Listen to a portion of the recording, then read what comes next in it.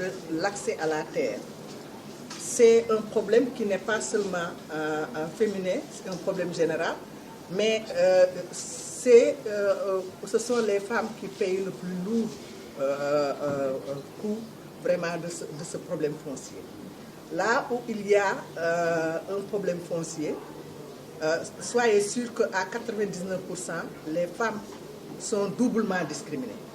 Que ce soit l'accès à la terre, la jouissance des fruits de la terre, l'emploi autour de l'agriculture, tout ça, la question du foncier reste encore une question nodale dans ce pays et nous considérons qu'il est temps véritablement de revenir au texte pour avoir une politique dans ce sens-là et appliquer le droit pour que les femmes puissent, comme tout le monde, accéder librement à la terre, en jouir, en avoir une possession et véritablement à contrôler leur domaine dans ce sens. Voilà les deux domaines essentiels sur lesquels nous devons nous pencher, où il y a des gaps extraordinaires. Le troisième, qui n'est pas le moindre, c'est la question de la santé de la reproduction.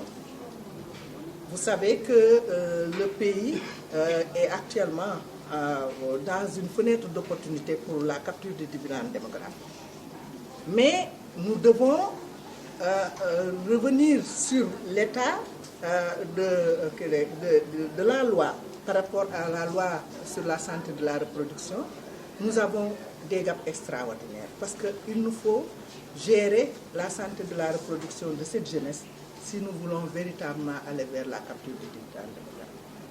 Depuis 2005, nous avons une loi sur la santé de la reproduction qui n'a pas de décret d'application. Si l'État veut véritablement aller de l'avant et rapidement exploiter cette opportunité, il va falloir qu'on en décide définitivement pour que la loi sur la santé de la reproduction soit une réalité par l'avènement de décrets d'application qui facilitera l'accès aux jeunes et aux adolescents, aux services de planification familiale, aux services de santé et vraiment à la gestion de leur propre santé de la reproduction en définitive. Les femmes aussi, qu'elles puissent véritablement avoir une maîtrise de leur corps, de leur fécondité, en ayant accès aux services de base et aux produits contraceptifs. Maintenant, il y a beaucoup d'obstacles.